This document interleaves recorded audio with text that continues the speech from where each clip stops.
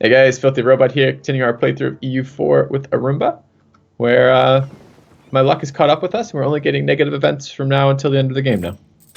Nice. Good job. Yeah. Plenty of corruption incoming. We'll get some rebels firing all at the same time. Maybe they'll do some annoying shit. Oh, I was going to build some troops, wasn't I? Yep. So I would recommend 5 more infantry to match the size, the front row of the enemy. We need 5 more infantry. Hold on. Oh, because we have cannons in this 14K, don't we? No, we have 1 cannon. Yep. So, all right. So 14 to 14. We're at 9. That's only going to put us at 13. So where did you get 4? Where did you get 4 more from? I said 5. Oh, you said 5. Yeah. Okay. I would just right-click on the plus to build 5 at once. Queue them all in, and they'll just automatically reinforce to Northumberland. Nice and easy. All right. Make Or, the army to sorry, do not that. right-click. It says hold shift to build 5, not right-click. Right-click would make too much sense. Wait. Hold shift to build up 5 regiments rather than a single one. Is it just always 5, or is that something to do with our force limits? It's always 5. Okay. You did it weird, and it's only training 3. Oh, we're out of manpower. Gotcha. Yeah. I did it right. I'll go click another one. Okay. Yeah, just keep training them up every month as you can. There's another core. Not bad. Is that what that noise was? I was wondering. Yes, that's what that noise is. You'll come to love that noise. That is the good noise. That is the more you hear that noise, the sooner you get to go to war noise. I need 1,000 manpower to click the button again. Yes. Is that correct? Yes. Hey, not a bad idea. Maybe do spy on Denmark a bit more. Probably top off relations with France again. Oh, another pop-up. I'm sure it's terrible. Let's take a look. Okay, what do you got? We can lose 90 ducats, lose 15 admin, and we get consort of the people until the death of James III, giving the following national unrest -1. Let's take a look at that. I want to look at the stability and extension. Where's our unrest located at? Where do I find that? It's not under stability and expansion. I don't see it in here, actually. Yeah, it is actually. Stability and expansion tab, slightly to the top right of the list of all the rebels. There's a national unrest -4.5. Okay. So that's just applied to every province automatically. So that doesn't factor in your unrest reduction from religion, tolerance of the true faith. So it'd be good. Just in general, you'd lose 1 unrest everywhere. Otherwise, it's just nothing. I don't know. I don't really want to pay 15. Yeah. Well, 15 admin is kind of annoying. We're using admin right now, and I don't want to pay 90 ducats right now. So I'm just going to ignore. And isn't our ruler going to die in like any moment now? Yeah, not any moment, but soon. And we're going to end up with a rebellion anyway. It's not enough to really dissuade the rebellions from happening. So I would just say whatever. We have more important matters to deal with. Unpause. No. Oh, I can't unpause when you pause, apparently. It's bullshit. Yeah, because I'm the leader. I'm awesome. So we have an alliance offer from Bohemia. We only took the royal marriage because we wanted this chance to try to... Is that passed, by the way? He hasn't died yet, right? Nope, he still has no legal heir, but Chotek is still the monarch death. So we still... I've clicked on Bohemia, and I don't actually see that again. Where the... You hover over his name. Okay. Yeah. Vaclav Okay. Vizipodbrad. Okay. So yeah, he's 44, no heir. Chotek succeeds to the throne. Looking at his alliances and rivals, he is allied to Poland, allied to Milan. He's rivaled to Denmark, which we like. He is rivaled to Austria. So chances are pretty good that if we ally Bohemia, he's going to pull us into a war with Austria, which is the emperor, who is quite strong. But we don't really have to do anything in that war. We could just sort of say, yeah, we're totally helping. So it's up to you if you want to, kind of make it a long-term thing. It probably won't go anywhere unless we actually succeed in getting this union. I don't have any interest in that. Unless I like the idea of taking over vassal for free, or whatever the hell we were going to do to them, so we could demand money. That's the only thing I cared about them for. Okay, so just decline the alliance then. If we do not respond, we'll auto decline. So I'm just going to let it auto decline. Yeah, he'll be all surprised, like, but we just got married. Why? Yeah. You just explain to him, it was a diplomatic maneuver, sir. That's right. That's right. We didn't care much about you. All right, so Hampshire and Kent, we need to core those. Yeah, but we're not going to do Kent. We're going to do Kent first at higher development. Sure. Well, at this point, you're paying based on the actual admin cost. Like the reason it costs more is because it's got more development. Yeah, but didn't it make the difference? Aren't we trying to hit a break point right now for the for Hungary? Not Hungary, for Bohemia rather. Yeah, but it's effectively the same thing, right? Because you're paying points relative to the amount of development. So it's not like you're getting a better deal by doing one over the other. You should just do whichever one comes available first. Wait. Isn't the actual comparison here that we're interested in a breakpoint of how much total development we have? It's not total development, it's the autonomy modified development. So by Sure. finishing the cores, you're reducing the autonomy, which affects your autonomy modified development, yes. Okay, but if we're taking it's a percentage modifier of a total amount of development. So don't we? So if you're looking at it from, I hear your point of it's exactly the same to do the lower one versus the higher one in general. But because we're trying to hit a certain development cutoff, even though it's a modified development cutoff, aren't we better off doing the bigger ones if we only have the options between two remaining ones, which is the bigger one or the smaller one, and it takes time to make this core happen? Isn't it better to hit the bigger one sooner? Yes, but this is an instantaneous core because it's not a territorial core. These are happening instantaneously. So the second that you get the points available, you just click it. Like, theoretically, you should have done Hampshire a couple months ago. But because you didn't, if you had to choose between those two, yes, I would have chosen Kent. But Hampshire should have been done a couple months ago instead. I see. It's not a big deal. We're really getting derailed now. But yeah, so you're queued up to 14. That's good. And the enemy is teleporting in 4 days. So you're not quite going to be full reinforced, but that's okay. You're defending. There they are. They're like, surprise! Here we are. I want that tech. Whatever tech allows us to teleport, I want that. Is that soon? Yep. Okay, so now there's no real actual risk for rebellion right this second. So let's lower maintenance down to nothing. Okay. Save some money. We're going to root out corruption like crazy again to try to get rid of this, get below 2. Sorry, get below 1. We're going to grab 2 of these infantry, since they're not going to reinforce, attach them to the transports, and send them over to unsiege Sealand. Okay. And we have to manually tell them to disembark into Sealand, because it would make far too much sense to be able to right-click on a province and have the ships automatically travel to that sea zone and then try to disembark into the province. It would make way too much sense. Yeah, it would. You have to wait until they're in the sea zone, then you can right-click on the province. Okay. It's different somehow. I don't know why. So now we got to keep an eye on the, looks like the English separatists. Yeah. Got a long list of rebels. 70% English separatists. Mostly from Hampshire, Kent, and Marches. Shouldn't we at least stay... Oh, these troops are not at morale, are they? Okay. Pop up. We have one option for this pop-up only, and it is Scotland gets the cavalry companions until the 18th of September, 1507, given the following edicts: cavalry combat ability plus 5%. Oh, that's not bad. We'll take that. Yeah. Pretty minor, I think, right? Yeah, it's not a big deal too much, but... All right. Another pop-up. Let's take a look. Wow, you're getting a lot of pop-ups, aren't you? Yep. This one takes a little bit of reading. So, we have options. We can gain 63 gut ducats, lose 25% local autonomy in Wallace the Girthy. Clergy gains 15 loyalty. The burgher estate loses 15 loyalty, which would be problematic. The clergy estate gains 10 influence. The burgher estate loses 10 influence. That sounds annoying.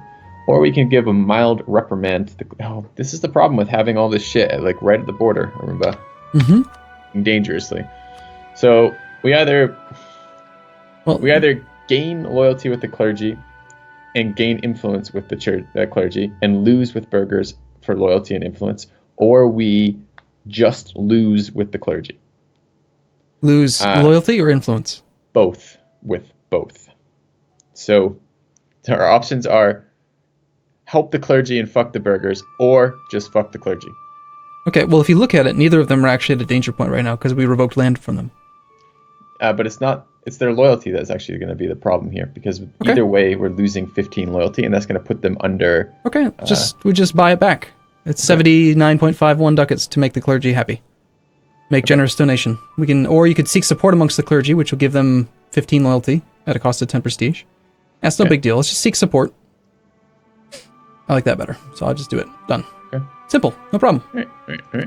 Also, why don't we go ahead and let's bump their influence up above 60% so we can get that extra 5% national tax modifier. I would send them an emissary to the Pope right now. Okay. That'll take them up to 68% influence. Still very low loyalty, but that's okay. To Pope. And what you may note for us gain temple. We're at 95, isn't it? Going to will we get 105? Yep, you can go up to 200 points. You can store up to 200. So yeah, which means now you have a new button you can click if you want. Good. That's beautify a local saint, right? Mm-hmm. Yeah, I'd probably do that right now. Yeah, by all means. Free stability. Woo! Nice. Yeah, it flashed at us. What was I doing? Oh, I was building. Okay, I remember what I was doing. Stability and expansion. Manage, make core. Okay. Pop up. Wow. Also, I wanted to check out Bohemia now. Are we still? Probably not. I doubt it. Chotec, yep. Okay, so we have a couple options here. Prospering times. Nice. That sounds good. This is our third thing. So we can gain 25 admin and gain 1 base tax in marches. Ooh. We could gain 25 military power and gain 1 base manpower in marches, or we can gain 25 diplo and gain 1 base production in marches. And just based on our admin, I'd take admin. Well, admin is almost always the better choice, not only because admin points are the most valuable, but also because base tax costs admin to gain. So it's just, again, it's admin versus dip versus military, and admin's always better. So okay, admin sounds good. Nice. That's a great event. See, you're not completely unlucky. Oh, we can probably fabricate on England, huh? Probably with 50 some points. Yeah. Probably Great. Cornwall would be good. Okay. How are we doing on truce timers, by the way? I was watching that at one point, but I've forgotten since 1501 with Norway and Denmark, and England isn't until 1506. It's a long lost time. an advisor. Yeah. We just lose. take the level 1. We lost Yeah, the Master better of one. Mint. Master of Mint was the, I think it was a guy we hired who was level 2, but I would just take the level 1 guy, National Tax Modifier. Nice and cheap. I like better modifiers, though. All right, so did the burghers lose? Was it the burghers who were losing there? No, it's the nobility. So they lose this coming up real soon, right? It's 1509, I thought. No. 1502. Never mind. We got a little bit yet. Okay. Granted, generalship expires June of 1501. Yeah, that's what I was looking at. It'll be a little bit while. yet. Yeah. So yeah, we need manpower. We need nothing really. I mean, we're just sitting. Almost have our core done. We're about to finish our mission. That'll be nice to get a new mission. Pop up. Man, you were getting them like crazy. Okay. Catholicism gains 1% reform desire. We gain 2 papal influence. Is that 2 papal influence? Is that just like literally 2? Yes, we've had this event a number of times now. Okay. Or there's nothing we can do. Lose 1% reform desire and gain 5 unrest in Hampshire. No. Okay. We'll take that papal influence, please. All right, there's your mission Nice. done. Take another mission. Okay, we have a few. Become papal controller. I hate this mission Okay. because you literally can't make it. It's just such a chance. Like if we try to become papal controller right now, we have a. What do we have? We have a 5.2% chance. So you take that mission, and then you have a 5% chance of succeeding. I think we're going to take manpower reserves need to recover. We're not planning on warring for a little bit yet, right? Planning Yeah. on warring England when our truce expires. And truce will expire with England in not like 6 years, 8 Yeah. years. It's gonna be a So we long, get forever. long time. Okay, so I'm taking manpower reserves need to recover. Okay, sounds good. Okay. In the meantime, we are now back below 1 corruption. We're at 0.99 now, Good. which was the threshold that I wanted to be at. I've set our root out corruption slider. Ooh, we have victory cards, which are completely pointless. Victory cards is this thing that they added to the game so that people who play multiplayer EU4 and are playing against each other can like say, hey, I have more victory points than you. Okay. It means nothing at all. Wonderful. But for Pretty some good reason, Paradox just loves finding ways to say who's better. And that's one of the things we were kind of afraid of. France declared their own Yes. separate war on England. That's terrible.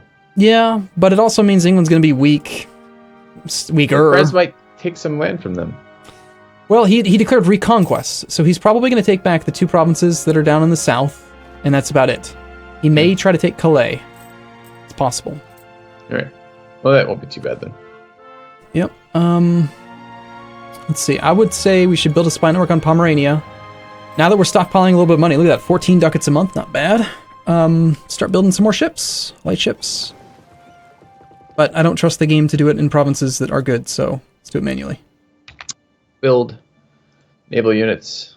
Oh man, I thought this one gave me the cost view. Where do I get the one that shows me the cost in each province? That's You got to click on the actual ship you want to build, the bark, and then it'll show you.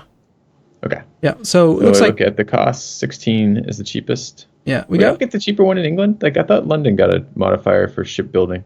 Now Is we that built just time? we built a shipyard that's faster time, but not better, cheaper price. We only have 4 provinces with this trade good. We've got Inverness, Cumbria, Lancashire, and then Tyrone, the northern coast of Ireland. I really dislike this modifier because it means you have so many ports that are basically like suboptimal. That if you're playing properly, you would never use them. And I really dislike that they added that back in. Anyway, so I would. How many do we want? Up to our force limit. Our force limit's gone up since we lowered our autonomy. We have so we're 50. At 43 of 50. Yeah. Yeah. Okay. And we just got to keep an eye on these English separatists. Hampshire, Kent, and marches are down to 2.4 unrest. And 16 and 18 look pretty similar in this font too. All right, there's the last 16. Having positive 3 stability and high legitimacy is it's really making this unrest pretty darn manageable. Not to mention the Scottish break the Black Douglas, -1 unrest is quite nice. So our next idea, siege ability plus 20%. Cool. That's fun. Yep. So yeah. Hurry up and wait right now. Yep. Peace. Peace is good. We like peace. Do we? I guess. I don't know. How's the battle with France? So France is just sieging down that area, down in the south. Some allies going at it here. Aragon and France are fighting? Yep. Looks like England is allied to Castile, Portugal, and Galway, and they all honored the defensive call. So France is fighting. Press the E key to go to diplomatic and then left-click on France, and you can see their perspective. They're fighting Aragon, Castile, Portugal, and England. My guess is that England has such a small frap. Their navy is tiny compared to what it used to be. They probably can't even get their army onto the mainland to help out. But we'll see. I mean, France is fighting. It's fighting a lot of people right now, and he's got a tech advantage over Aragon. Cardinal bribe to move again. What a jerk. Okay. So they've taken. So we just gained fucking another 1 corruption. Seriously? Yeah. That's the same one, except England. Last time it was Denmark. This time it was England. Bribed our cardinal out. Ooh. Oh, we have good news. What's that? Go right-click on Bohemia. Go look up Bohemia. Okay, are we finally... On monarch death, a noble from House Stuart succeeds to the throne. That was very close. Very close. That's why we lowered autonomy. So that's awesome. Corruption again. Yeah, we do. Okay. We'll just... So let me see if I can do that. That's economy? Yeah, it's, yeah. I had it... Generally, I try to hit a 0.12 breakpoint. That way it goes down by 0.01 every month, because it's a monthly calculation. But in this case, I just... 0.2 you said? 0.12, because then it goes down a 1/12 of that every month, which would be 0.01. But in this case, you want to go down as fast as possible, just go straight to the right, all the way to the 100%. Jesus. Expensive. It is very expensive, but we'll have to do that for a few months. It'll take about a year. All right. To get your stability back, or your corruption back down below 1. Protestant Reformation. Okay, so Protestant has spawned. Now this is very, very interesting and fun. So let's go F1 and then go to your religion tab, which we've barely spent any time on at all. Okay. So we just spent all of our papal influence. We got some free stability out of it. How would you feel about abandoning Catholicism? It's probably a good time to do it if we're going to do it. If you were to do it, yeah, you would want to spend all your points before you do it. So in the top left, there's a little like button, convert. Until that last event had happened, which by the way couldn't have happened until the reform desire had reached near 100%. You'll notice on the main screen we're at 98.6% reform desire. Uh-huh. Every Catholic nation's been getting those events that we've been taking about, lusty maids and whatever. And every time they've taken those decisions, they've increased reform desire. Now it's at 98.6, which means that the Protestant Reformation can begin. So if you want, we could become Protestant. Okay. Right now, go ahead and click the religious map mode, which is O for us. Okay. Remember we looked before. Everybody's yellow. Everyone's yellow, except in the center, the heartland of Europe, there is a province now that is not yellow. It's blue with yellow dashed lines. Yeah. The province of Würzburg. This is a Protestant center of Reformation, meaning that this is a spawn location for this new religion, this new sect of Catholicism. If you and I right now decide to embrace Protestant, we will also get a spawn in our country, and it's going to help convert to Protestant, and it's going to put pressure. Think about it like civilization. It's going to put pressure on every nearby province. It's going to auto-convert. In fact, right now you can even see the province of Würzburg is Protestant, and it's already got this little icon next to it in the province of Bamberg. It's auto-converting an adjacent province. Okay. So it's forcing Protestant to spread. So let's talk about the differences between Catholicism and Protestant. If you open up that convert button, I can click on it without automatically having it happen. Yep, just click on click on the convert button, and then you'll see a list. These are the available things you can convert to. Protestant. We get more money. It says a center of reformation will appear. There can only be 3 centers of reformation. So there's already one, because that's what spawned it. We would get the second. The third nation to choose it would get a third, and then after that, you don't get the center of reformation. You just become Protestant. Okay. So we would get national tax modifier plus 10 and improved relations plus 15. Those things are both pretty good.